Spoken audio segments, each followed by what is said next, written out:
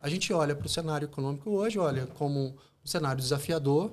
Esperamos que a taxa básica de juros tenha alcançado o seu pico, né? E agora a gente espera que esteja já precificado uma estagnação e para logo em seguida um recuo. E cada vez mais que essa taxa básica de juros for reduzindo, os fundos imobiliários vão se tornando atrativos novamente, principalmente na negociação ali da Bolsa, né? Posso só fazer um parênteses dentro do que ele falou, que foi legal?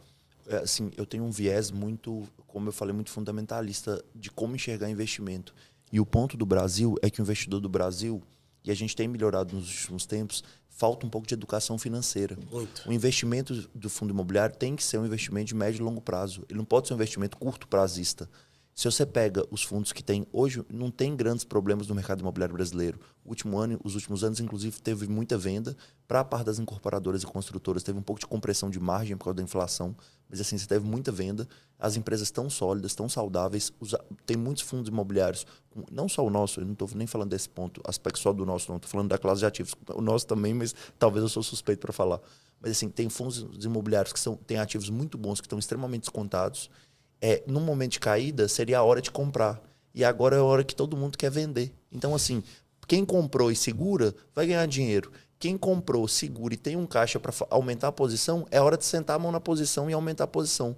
E enquanto isso é o contrário, todo mundo quer vender. Então, do jeito que a psicologia... E isso tem algumas questões específicas, tem alguns incentivos perversos da indústria, tem uma questão também que a ciclicidade do Brasil, juros altos, assusta as pessoas, assim como...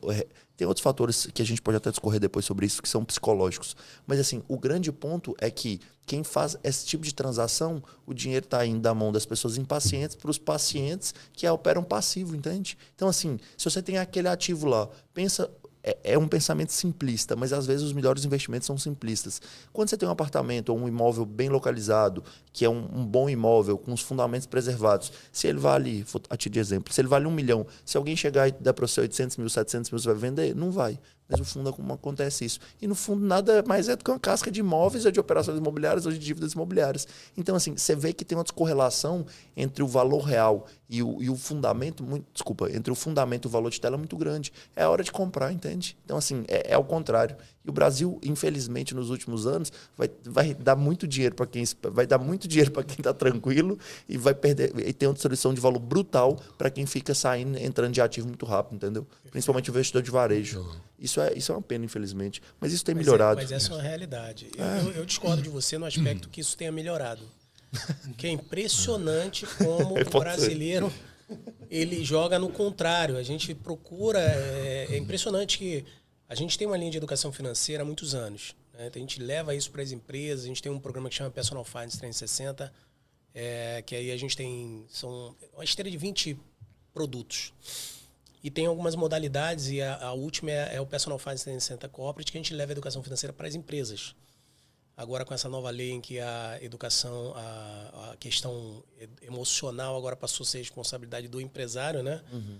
E o que mais indicia qualquer problema de demissão, por exemplo, é questão de endividamento. Né? A pessoa está endividada, ela fica desesperada, ela vai lá e provoca ser demitida para que da demissão ela venha com acerto e resolver, teoricamente, o problema dela. Isso é uma tremenda de uma burrice, infelizmente, mas isso acontece com muita frequência. E o custo disso, ao longo do tempo e financeiramente, é brutal, porque a pessoa começa a, de fato, ficar doente, né? Porque é ansiedade, é depressão, é problema em casa, é problema com a mulher, com o marido, com o filho, atrasa apartamento, seja ele financiado aluguel, atrasa a prestação do carro e atrasa o colégio dos filhos. Isso começa a gerar um problema e ele começa a adoecer, começa a ter problema e aí ele vai começar a se ausentar. Então, o absenteísmo. Na sequência, ele começa a ter outro problema, que é o problema de provocar literalmente a ausência temporária, os atestados médicos, para poder resolver o problema ali de fazer a produtividade vai lá no chão, né?